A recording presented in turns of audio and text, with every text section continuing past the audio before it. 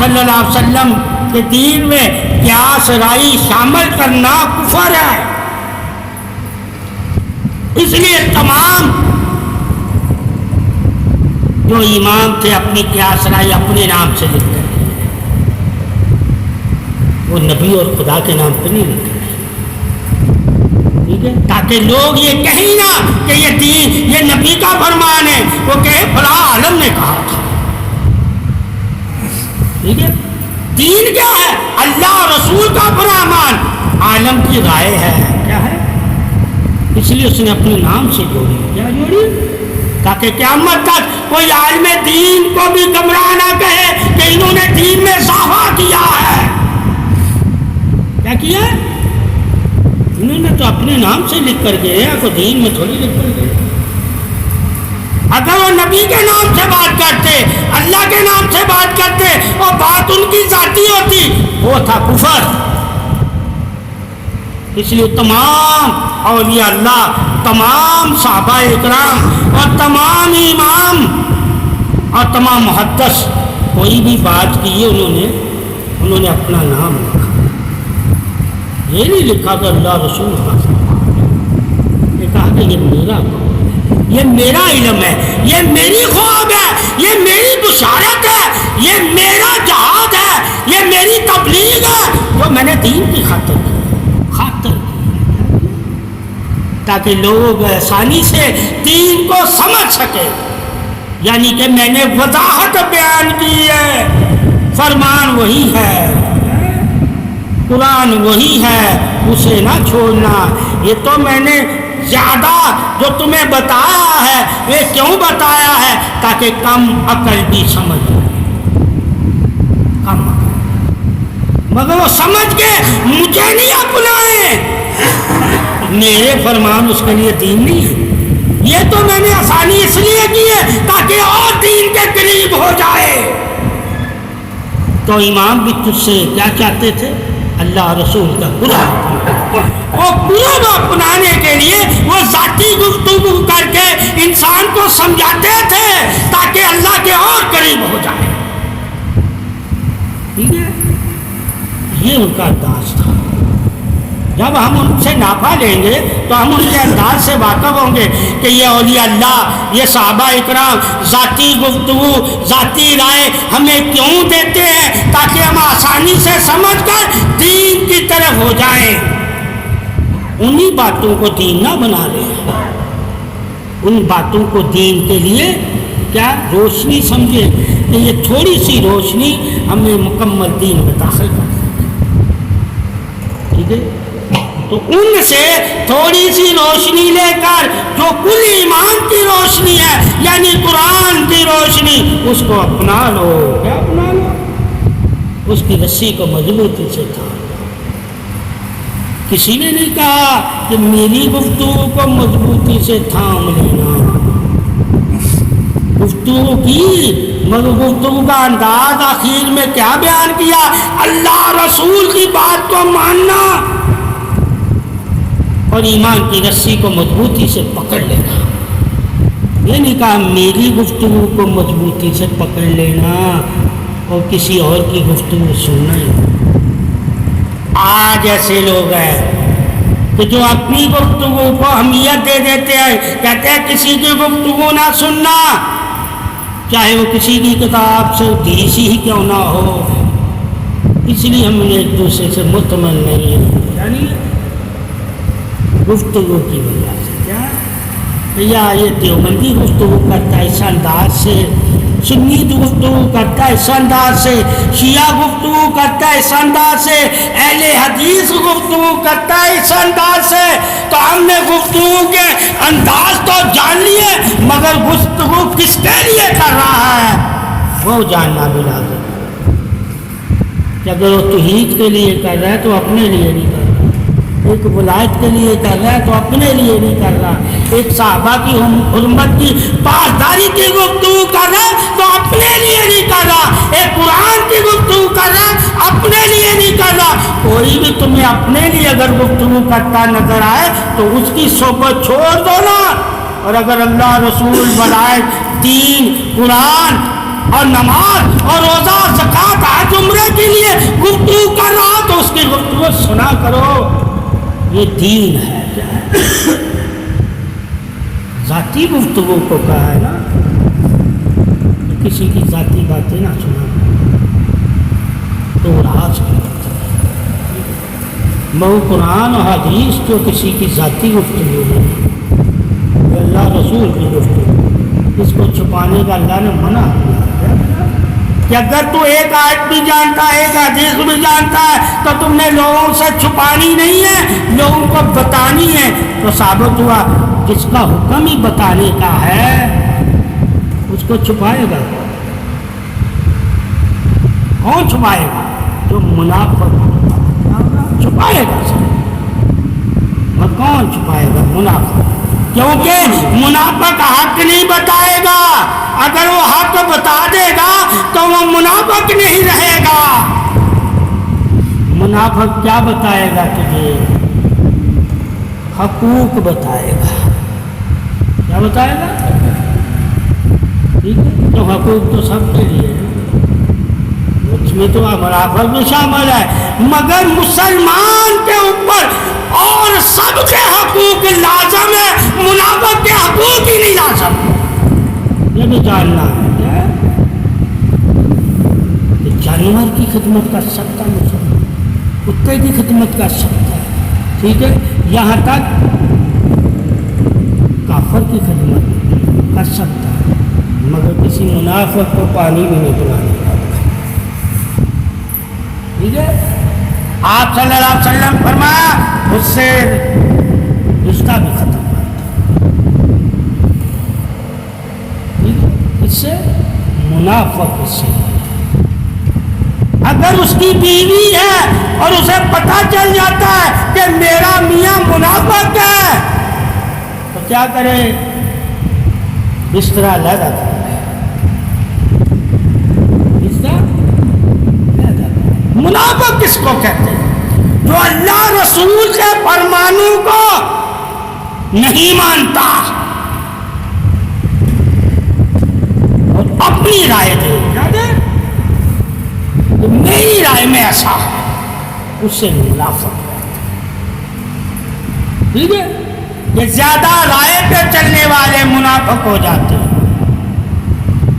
ٹھیک ہے، ذاتی گفتگو پہ زیادہ ترجیح ذاتیات، ٹھیک ہے، ذاتی مال، ٹھیک ہے، زیادہ ذاتی رشتہ داروں کو زیادہ ترجیح دینا. ٹھیک ہے، اب یہ ذاتیات کو جو اہمیت زیادہ دیتا ہے اللہ رسول یعنی کہ دین کے فرمانوں کو چھوڑ کر ذاتی خوشیوں کو اپناتا ہے، وہ منافق.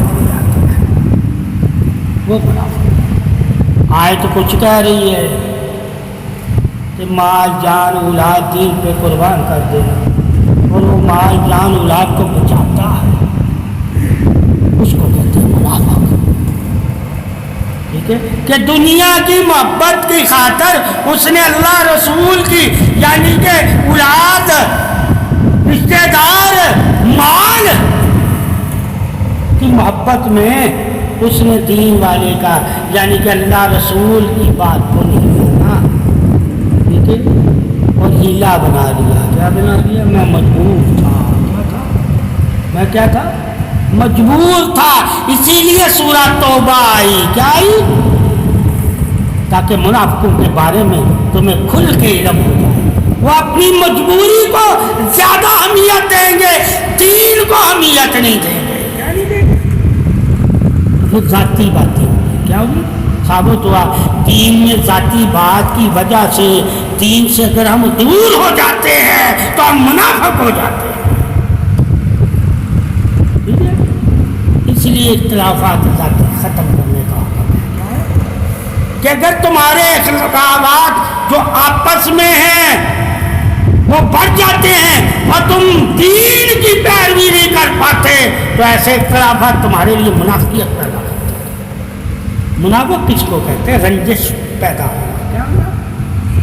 کیا کہ مومنوں کے دل میں رنجش پیدا ہونا، آپس میں دلوں کا نہ ملنا، آپس آپس کی گفتگو پر اتحاد نہ ہونا، آپس میں عبادت میں اتفاق نہ ہونا، مرضی کرنا. کیا کرنا؟ جب دین میں تم مرضی کرنے لگ جاؤ گے، یعنی کہ صف بندیاں کرنے لگ جاؤ گے، تو تم میں منافق آ گئے. وہ تمہیں ایک صف میں کھڑا ہونے نہیں دیں گے. کون نہیں ایک صف پہ تمہیں کھڑا ہونا دیں گے؟ کہاں منافق. وہ چاہتے ہیں، ٹھیک ہے، کہ تم بکھرے رہو. ان کی چاہت میں ان کا ساتھ کون دے رہا ہوگا؟ یہودی، نصرانی اور کافر. تو کافر بھی خوش ہوتا ہے جب آپ صلی اللہ علیہ وسلم کی امت امتحانوں میں گری ہو اور پریشان ہوتی ہے، تو سب سے زیادہ تمہارا دشمن خوش ہوتا ہے. تمہارا سب سے بڑا دشمن کون ہے؟ کہا وہ ابلیس اور تمہارا نفس. اور پھر ابلیس اور نفس کے پیرو کون کون ہے؟ کہا منافق. ٹھیک ہے، منافق. پھر دوسرے کون ہے؟ کہا کافر، یہودی، نصرانی. وہ اپنی دنیا کی زندگی کے لیے جی رہے ہوتے ہیں، مگر آخرت کی زندگی وہ بھول گئے ہوتے ہیں، کیونکہ آخرت کی زندگی اسے ہی ملے گی جو اطیع اللہ و اطیع رسول والا ہوگا، یعنی اللہ اور رسول کی اطاعت کرنے والا ہوگا. اور جو اللہ اور رسول کی اطاعت نہیں کرتا ہوگا، جتنا مرضی اللہ کو ماننے سے تم مومن نہیں ہو گئے. مومنوں میں داخل ہو، اللہ کی وحدت اور رسالت کو ماننے سے مومنوں میں داخل ہوئے. اطاعت کرنے سے ہم مومن ہو گئے. پھر اطاعت لازم ہے. جب ہم کلمہ پڑھ لیتے ہیں لا الہ الا اللہ محمد رسول اللہ، جب ہم اقرار کر لیتے ہیں اور دل سے تسلیم کر لیتے ہیں، تو پھر ہم پر لازم ہے اطاعت کرنا. اطاعت کیا ہے؟ اللہ رسول کے حکم کو مان کر اپنی زندگی کو نبی کے قربان کر دینا. یعنی کہ جو تمہاری زندگی خود چاہتی ہے، وہ اپنی زندگی کی خود کی چاہتیں چھوڑ کے جو اللہ رسول تمہاری زندگی میں تم سے چاہتا ہے، ان چاہتوں کو اپنا لینا دین ہے. ان چاہتوں کو. اب اللہ کیا چاہتا ہے، اس کا رسول کیا تم سے چاہتا ہے؟ پاکی چاہتا ہے، عبادت چاہتا ہے، نیک سلوک، حسن سلوک، اخلاق چاہتا ہے، اچھا لباس چاہتا ہے، حلال رزق چاہتا ہے. جو اللہ رسول تجھ سے چاہتا ہے وہ تو جب چاہت کو اپنا لیتا ہے تو اسلام والا، یعنی کہ اللہ کے قرب اطاعت والا ہو جاتا ہے. کلمہ پڑھ کے یہ ساری اطاعت نہیں ہے. ٹھیک ہے، وہ تو ایک دروازہ ہے اندر آنے کا،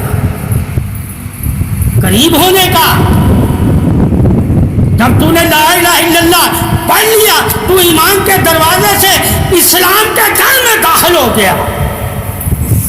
اب جب تو گھر میں داخل ہو گیا تو پھر تم پر ہے گھر کا پاس رکھنا، گھر کی حفاظت رکھنا، گھر کی حرمت کا خیال رکھنا، گھر کا ادب رکھنا، گھر کی پاکی کی عظمت بیان کرنا، گھر کی تعریف کرنا اور گھر والے کے ساتھ رہنا.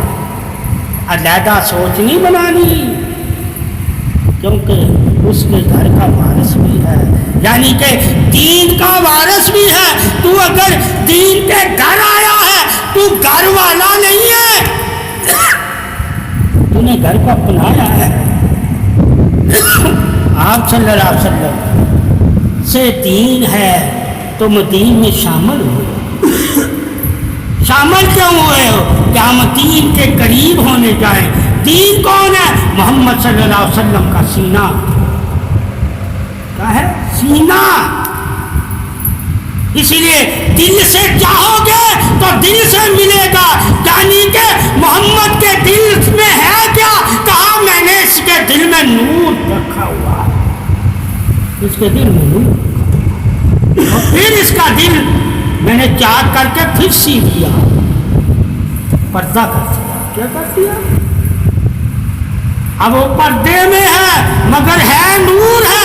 تو محبت میں اپنا دل اس دل سے لگا لینا، تیرا دل بھی پردے میں ہے مگر تیرے دل میں بھی نور ہو جائے گا۔ اس وجہ سے محمد صلی اللہ علیہ وسلم کی محبت کی وجہ سے، اور اللہ نے تیری محبت کی وجہ سے مخلوق یعنی انسانوں کی محبت، آدم کی اولاد کی محبت کی وجہ سے محمد کو نور عطا کیا تاکہ محمد انہیں شفا کا۔ ٹھیک ہے، اب تمہیں شفا کہاں سے ملے گی؟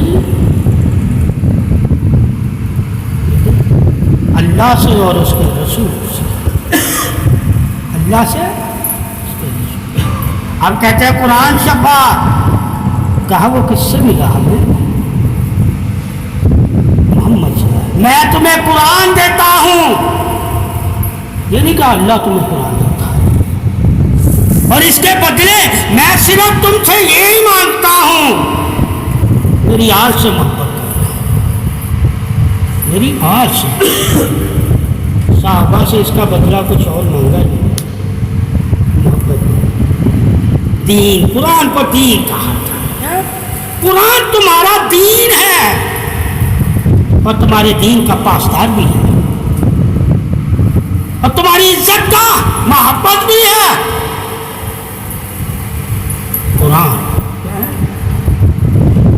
اور تمہارے قلب کا نور بھی ہے قرآن، اور تمہارے دلوں کا سکون بھی ہے قرآن، اور جب تم غمگین ہو جاؤ تو یہ راحت ہے قرآن۔ قرآن کی عظمت تو جانو، قرآن تمہارے لیے حصار بھی ہے، انعام بھی ہے، رحمت بھی ہے، علم بھی ہے، عدل بھی ہے، انعام بھی ہے، اور انعام والوں کی پہچان بھی قرآن ہے۔ وہ تمہیں بتائے گا کہ کون انعام والے ہیں، اور ان انعام والوں میں کون انعام والوں کے بھی سردار ہے، یہ بھی قرآن ہی بتائے۔ انعام والوں میں تو سب شامل ہو سکتے ہیں کیا، مگر سردار سب نہیں ہو سکتے، سردار سب نہیں ہو سکتے۔ سردار صرف پلتن پاک کو کہا، انعام والوں میں کہا سب شامل ہو جاؤ، ٹھیک ہے، سب شامل، مگر ان میں شامل نہیں ہو سکتے۔ میں نے ان کو تمام امتوں کا سردار بنایا، تمام انبیاء کا سردار بنایا، تمام اولیاء کا سردار بنایا، تمام نوجوانوں کا سردار بنایا، اور تمام عورتوں کا سردار بنایا۔ انعام والے ہیں یہ بھی، مگر یہ انعام والوں میں سردار بھی ہے، وہ انعام والے ہیں مگر سردار نہیں ہیں۔ یہ بھی جاننا ہے کہ ہم جو سورہ فاتحہ پڑھتے ہیں کہ اللہ ہمیں اپنے انعام والوں بندوں میں شامل فرما، تو بندوں میں شامل ہم ہونے کی دعا کرتے ہیں۔ انعام والے بندوں میں جو سردار ہیں ان میں شامل ہونے کی ہم دعا نہیں کرتے۔ تو یہ بھی جاننا ہے، پیروکاروں میں ہم شامل ہوتے ہیں، جو ان کے ماننے والے ہیں، جو ان سے محبت کرنے والے ہیں، جو ان کے قرب کو اللہ اور رسول کا قرب کہتے ہیں، یعنی کہ محمد صلی اللہ علیہ وسلم کے قرب کو اور اللہ کے قرب کو اگر تم تلاش کرنا چاہتے ہو تو اہل بیت میں تلاش کرنا، صحابہ میں نہیں کہا تلاش کرنا، صحابہ سے پوچھ لینا، پوچھ لینا، پوچھنا تمہارا فرض ہے۔ چاہے ایک حدیث بھی کسی صحابہ سے ملتی ہے اسے لے لینا، اسے لے لینا، اس لیے وہ ایک حدیث کی وجہ سے عظمت میں صحابہ ہو گئے۔ اگر ان کے پاس حدیث ہی نہ ہوتی تو کوئی انہیں صحابہ بھی نہ ہوتا۔ جو صحابہ ہونے کے لیے حدیث کا ہونا لازم ہے، تو صحبت میں بیٹھا ہوا ہے، صحبت میں بیٹھا۔ تو سب سے افضل صحابہ کون ہیں؟ جن سے تمہیں آپ صلی اللہ علیہ وسلم کی حدیثیں زیادہ ملی ہوں، وہ اس نے صحبت زیادہ لی ہے، اسے صحبت زیادہ لی ہے، اس لیے وہ صحبت کی وجہ سے علم بھی زیادہ رکھتا ہے، تجربہ بھی زیادہ رکھتا ہے، احساس ادب بھی زیادہ رکھتا ہے، قرب بھی زیادہ رکھتا ہے، اور اب نبی اکرم صلی اللہ علیہ وسلم کے جو طریقہ انداز تھا اس کی خبر بھی زیادہ رکھتا ہے۔ اس لیے سب سے افضل کون ہے، سب سے زیادہ حدیثیں کس کے پاس ہیں؟ مولا علی کرم اللہ وجہ، ٹھیک ہے، صدیق قبر کے پاس نہیں ہے، ٹھیک ہے، کس کے پاس ہے؟ مولا علی۔ بندہ اندازہ کرے ان کے پاس سب سے زیادہ علم ہے۔ تو قربت کے اصحاب میں بھی دیکھیں گے تو نبی کی قربت میں سب سے زیادہ ہی ہے، علم کے اصحاب میں بھی دیکھیں گے تو سب سے زیادہ ہی ہے، طاقت کے اثار کے یعنی کہ ذمہ داری کے اصحاب سے بھی گھر کی ذمہ داری علی کو دی، کسی اور صحابی کو نہیں۔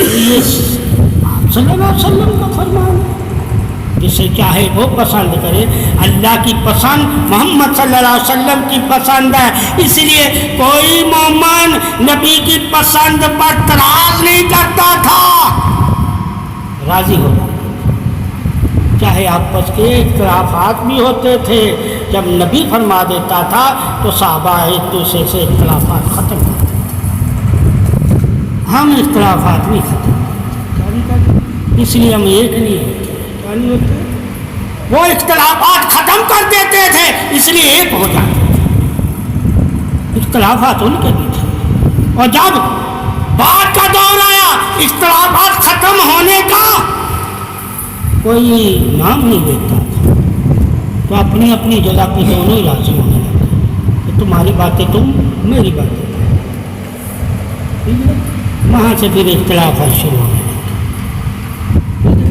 تو تاریخ میں یہ بھی پڑھنا ہے کہ پہلے بھی شروع میں اختلافات ہوتے تھے، یہاں تک آپ صلی اللہ علیہ وآلہ وسلم جب مدینے سے نیت کر کے یعنی کہ حرم اللہ کا گھر کی طواف کی آئے،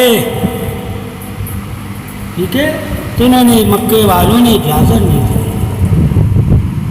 تو آپ نے صحابہ سے کہا، تو صحابہ اکرام نے کہا نہیں ہم آئے ہیں وہ کر کے جائیں گے، ٹھیک ہے، نبی کی بات کسی نے نہیں، کیا نہیں مانی، آپ پریشان ہو کر اپنے حجرے میں یعنی خیمے میں چلے گئے، کیا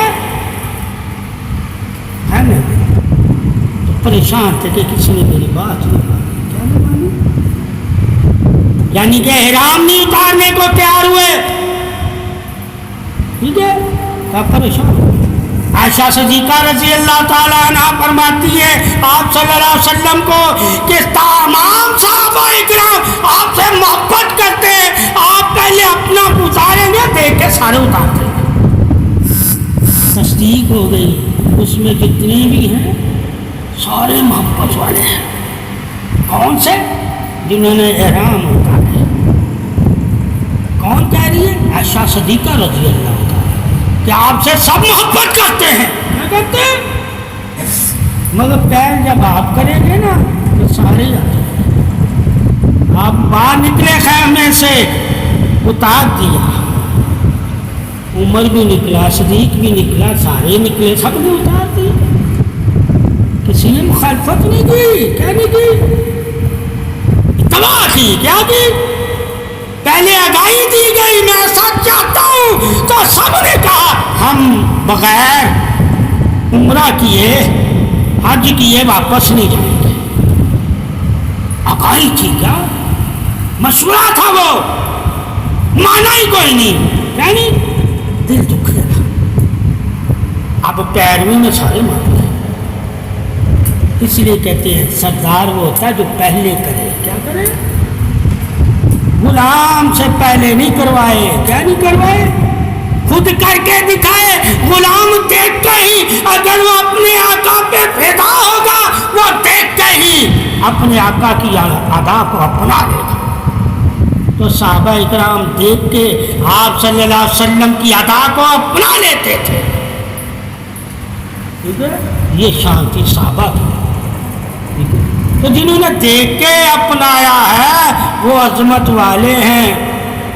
ٹھیک ہے، ہم تو دیکھ نہیں رہے، سن کے اپنا رہے ہیں۔ اب جو سن کے اپناتا ہے، کہا ہے صحابہ وہ تم سے بھی زیادہ عظیم ہوگا بن دیکھے جو میری محبت میں ایمان لایا ہوگا اور میرے دیدار کے لیے ہر قربانی دینے کو تیار ہوگا، وہ تمہارے سے ایمان میں 10 درجے بلند ہوگا۔ مگر شرط رکھی گئی، کیا رکھی گئی؟ قربانیاں دے گا وہ کس کے لیے؟ مجھے خوش کرنے کے لیے، اللہ کا نام نہیں لیا۔ جس طرح صحابہ تم میری خوشی میں اللہ کی خوشی کو دیکھتے ہو، وہ بھی میری خوشی میں اللہ کی خوشی کو دیکھتے ہیں۔ اس لیے سنی اولیاء اللہ اور رسول کے نام سے نیازیں کرتے ہیں، محمد کی خوشی سے ہم اللہ کی خوشی کو مانتے ہیں کہ اللہ کے ولی خوش ہوں گے، آپ صلی اللہ علیہ وسلم خوش ہوں گے، صحابہ اکرام خوش ہوں گے، اہل بیت خوش ہوں گے، تو ہم سے اللہ خوش ہوگا۔ جس طرح صحابہ کا ایمان تھا کہ محمد صلی اللہ علیہ وسلم خوش ہوں گے تو اللہ خوش ہوگا۔